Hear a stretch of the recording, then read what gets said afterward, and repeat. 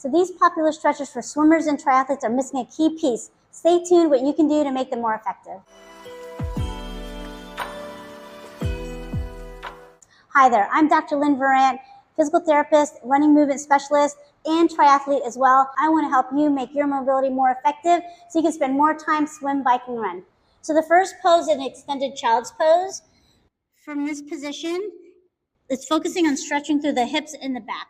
But what swimmers really need is thoracic rotation. So place your hands on your head and then turn your shoulder up to the ceiling, focusing on rotating through the rib cage and your shoulder blade. So don't worry so much about your shoulder, more so your shoulder and your shoulder blade. And so the next stretch is called the sleeper stretch. You're going to lay on your side and just put your elbow in line with your shoulder and then rotate your arm down. If it doesn't go all the way down, that's not an issue. But what I think could be better is if you take a foam roller, you lay on your side, and then from there, that helps to give your rib cage and your thoracic spine more movement, and then you can actually rotate to the floor. And then go ahead and add some shoulder blade movement as you go forward and back. So that can really help your shoulder, because really what we want is for you to move more through your rib cage and through your shoulder blade.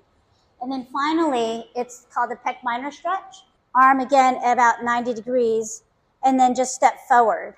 And what that does is it tends to put a lot more stress on the front of the shoulder, but most people already have a lot of shoulder mobility. We don't have good rib cage and mobility in the shoulder blades. So what you would do instead is step forward, but then turn away from the shoulder. So you're making the body move and the shoulder stays still. Okay, so don't step forward, turn away. Okay, and you want to feel that more through your rib cage and your shoulder blade. So the reason I went over these stretches and gave you those modifications is because I know that as a triathlete and as a physical therapist, it's not just important to do mobility, but to do them effectively and to help you save time so that you can spend time doing swimming, biking, and running. And a lot of the information out there is actually given by people that are not triathletes, don't necessarily practice yoga, and are not necessarily specialists in movement. And they mean well, but the key is they're not necessarily doing what's best for you. So check out my roll and flow class where we're going to guide you into 3 different roll and flows where you can improve your swimming, your biking, and your running. And in fact, when I am doing these, my swim, bike, and run actually improves, as well as the athletes that I give these to as well. So check out the link below and sign up for this course.